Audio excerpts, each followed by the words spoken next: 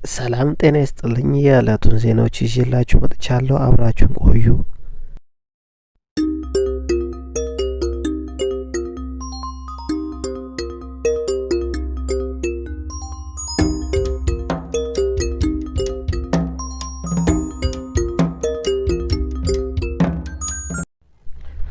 ነጭ ውሸት የሶሻል ሚዲያ ተከታይ ቁጥርን ለማብዛት የተፈበረከ ነው።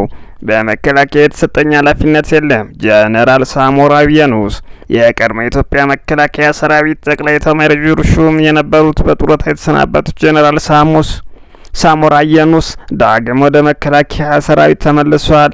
መከላከያ ውስጥ ኃላፊነት ተሰጥቷቸዋል። ከጀነራል ዮሐንስ ገብረ መስቀል ጋር በመሆን አፋር የሚገኝ ጣቢያ አስተባባሪ ሆኗል ተመድበዋል የሚሉ መረጃዎች በማህበራዊ ሚዲያ ላይ ሲሰራጩ ነበረ። በሌላ በኩል ደግሞ ከጤናቸው ጋር በተያያዘ ምንጫቸው ያልታወቀ ያልተረጋገጡ መረጃዎች ሲሰራጩ ነበር። ቲግቫ ኢትዮጵያ ጀነራል ሳሞራ የኑስ የተወራ ወሬ ነጭ ውሸትና የሶሻል ሚዲያ ተከታይ ቁጥርን ሰብስክራይበር ለማብዛት የተፈረከ ነው ብለዋል። በመከላከያ የተሰጠኝ ኃላፊነት የለም። ትግራይ ላይ የእርስ በርስ ጦርነት እንዳይፈጠር እንጂ እንዲፈጠር የሚሰራ ሞራል የለኝም ሲሉ ለቲግቫ ኢትዮጵያ ተናግረዋል። ጀነራሉ የጤና ሁኔታቸውን በተመለከተም ጤናዬ ሙሉ ነው ለማረጋገጥ ከተፈለገ ሁሌ ስፖርት በማዘውተር ቦታ አዲስ አበባ መጥቶ ማረጋገጥ ይቻላል ሲሉም ገልጸዋል። የዓለም የምግብ ፕሮግራም በኢትዮጵያ የሚሰጠውን እርዳታ በሰኔ ወር ሊያቆም እንደሚችል አስጠነቀቀ። የተባበሩት መንግስታት የዓለም ምግብ ፕሮግራም WFP በኢትዮጵያ ለሚደረገው የሰብአዊ እርዳታ የገንዘብ ድጋፍ ባለማግኘቱ ምክንያት በአሁኑ ወቅት እየሰጠ ያለውን እርዳታ በከፍተኛ ሁኔታ መቀነሱና በሰኔ ወር ላይ ሙሉ በሙሉ ሊቋረጥ እንደሚችል አስታወቀ። ድርጅቱ ባሳለፍነው ወር በኢትዮጵያ ባከናወናቸው ተግባራት ዙሪያ ባወጣው መግለጫ የገንዘብ እጥረት መኖሩን ምክንያት ለተረጂዎች የሚከፋፈለውን የምግብ እርዳታ መጠን በስታንዳርዱ መሰረት አንድ ተረጂ ሊያገኝ ከሚገባው 65% ብቻ መሆኑን አመላክቷል። ይህም በየካቲት ወር ከነበረ 80% ቅናሽ እንዳሳየ አስታውቋል። የምግብ እርዳታ ቅነሳው በተመሳሳይ በስደተኞች ላይም ተግባራዊ መደረጉን WFP ገልጿል። የዓለም የምግብ ፕሮግራም በኢትዮጵያ አሁንም የቀጠሉ ግጭቶችና ድርቆች፣ ጎርፍና ዋጋ ግሽበት በአገሪቱ ያለውን የምግብ ዋስትና ችግር እያባባሱ መሆኑንም አስጠንቅቋል። ወደ ውጪ ዜና እንገባለን። አሜሪካና 10 አጋሮቿ ሩሲያ ሰሜን ኮሪያ በመንግስታቱ ድርጅት የጣለባቸው ማዕቀብ እየጣሱ እንደሆነ ገለጹ። ሀገራቱ እንደገለጹት ሩሲያና ሰሜን ኮሪያ ወታደራዊ ትብብራቸውን በማጠናከር ሰሜን ኮሪያ ዩክሬን ላይ የሚተኮሱ ሚሳይሎችን ለሩሲያ እያቀረበች ነው ብለዋል። የመንግስታቱ ድርጅት ባለሙያ ባቀረቡት ሪፖርት ሰሜን ኮሪያ ከ2010 ጀምሮ የተጣሉባት ማዕቀቦች መጣስ እንደጀመረች ተገልጿል። በቀረበው 29 ገጽ ሪፖርት ላይ እንደሰፈረው ሰሜን ኮሪያና ሩሲያ የተባበሩት መንግስታትን ማዕቀብ አድርጎ የጣለባቸውን ወታደራዊ ትብብር በመጣስ ግንኙነታቸውን ከየትኛውም ጊዜ በላይ ማጠናከራቸውን ተገልጿል። የማዕቀብ ገምጋሚዎቹ እንዳሉት ሰሜን ኮሪያ የጦር መሳሪያና ከጦር መሳሪያ ጋር የተገናኙ እቃዎችን፣ ሚሳይሎችን እንዲሁም የጦር ተሽከርካሪዎችን በባህርና በአየር ለሩሲያ እያቀረበች ትገኛለች ብለዋል። ዘገባውን ያየው የያሁ ኒውስ ነው።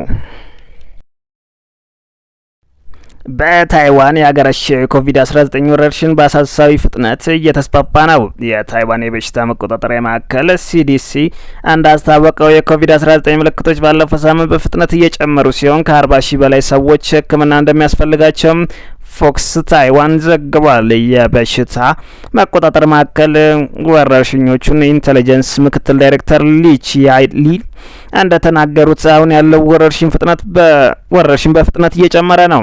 ከግንቦት 18 እስከ 24 ድረስ ከኮቪድ-19 ጋር የተገናኙ 41,402 የተመላላሽ ታካሚና ድንገተኛ ጊዜ ታካሚ የነበሩ ሲሆን ይህ ካለፈው ሳምንት ከተመዘገቡት 19,097 ምልክቶች በእጥፍ እንደሚበልጥ የCDC መረጃ አመላክቷል።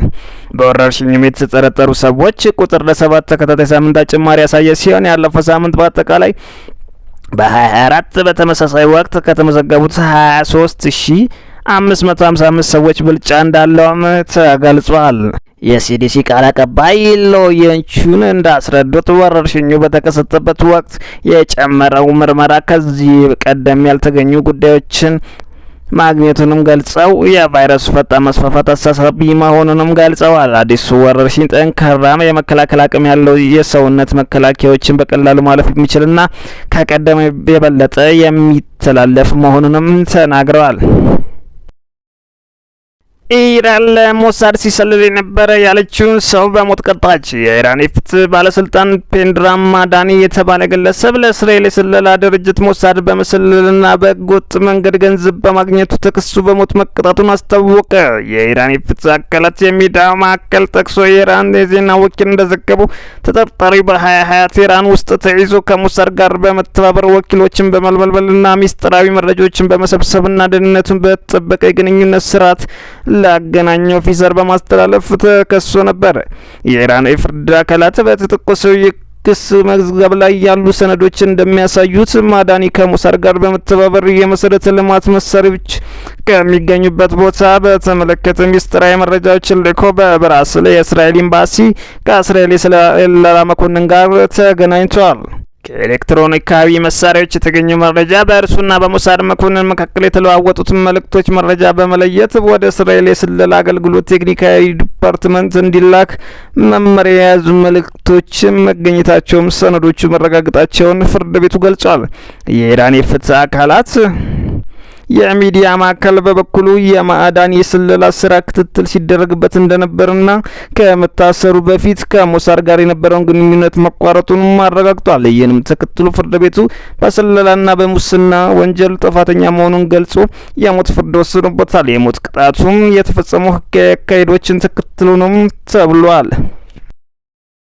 ሐማስ በእስራኤል ተቀባይነት ያገኘውን አዲሱን የአሜሪካ የጋዛ ተኩስ አቁም እቅድ እንደማይቀበል አስታወቀ። አንድ ከፍተኛ የሐማስ ባለስልጣን አሜሪካ ያቀረበችውን አዲሱን የጋዛ የተኩስ አቁምና የታጋቾች የመልቀቅ ስምምነት የፊሊስጤሙ ታጣቂ ቡድን እንደማይቀበል ለቢቢሲ ተናገሩ። ዋይት ሀውስ ሐሙስ ዕለት እንዳስታወቀው እስራኤል የአሜሪካ ልዩ መልእክተኛ ስቲቭ ዊትኮቭ ያቀረቡትን ተቀብላለች። ከሐማስ በደመኛ ምላሽ እየጠበቀች ነውም ብለዋል። የእስራኤል መገናኛ ብዙኃን የእስራኤል ባለስልጣናትን ጠቅሶ እንደዘገበው ሐማስ ለ60 ቀናት የሚቆይ የተኩስ አቁም ስምምነትና በእስራኤል እስር ቤቶች የሚገኙ ፍልስጤማውያንን ለመፍታት በሁለት ደረጃ 10 በህይወት ያሉ ታጋጆችና 18 ሟቾችን አስክሬን አሳልፎ እንደሚሰጥ ገልጿል። የሐማስ ባለስልጣን ሀሳቡን ጦርነት ማቆም ጨምሮ ዋና ፍላጎቶችን እንደማያሟላና በጊዜው ምላሽ እንደማይሰጥ ተናግሯል። የእስራኤል መንግስት የሰጠውን አስተያየት ባይኖርም ጠቅላይ ሚኒስትር ቤንያሚን ኔታንያሁ የዊትኮቭ እቅድን መቀበላቸውን ሐሙስ ዕለት ለታገቱ ቤተሰቦች መናገራቸው ተዘግቧል። እስራኤል ገድያለሁ የምትለው የጋዛ አስተዳዳሪ ያህያ ናሲር ወንድም መሐመድ ሲንዋር ማን ነው? የእስራኤል ጠቅላይ ሚኒስትር ቤንያሚን ኔታንያሁ ረቡዕ ግንቦት 20 2017 ዓ.ም ጦራቸውን የጋዛ አስተዳዳሪ ሐማሱ መሐመዱን ሲንዋሪን ገድሎታል ብለዋል። መሐመድ ሲንዋሪ ጋዛን በተቀናጀ ጥቃት ፍርስርሷን በመውጣት የቀጠለውን የእስራኤል ጦር በጥብቅ የሚፈልገው ነው። መሐመድ የሐማሱ መሪና ከእስራኤል ወታደሮች ጋር በነበረው የተኩስ ልውውጥ የተደረገውን የያህያ ሲንዋሪ ታናሽ ወንድም ነው። ሐማስ የመሐመድ ሲንዋሪ ሞት አላረጋገጠም እንዲሁም አላስተባበለም።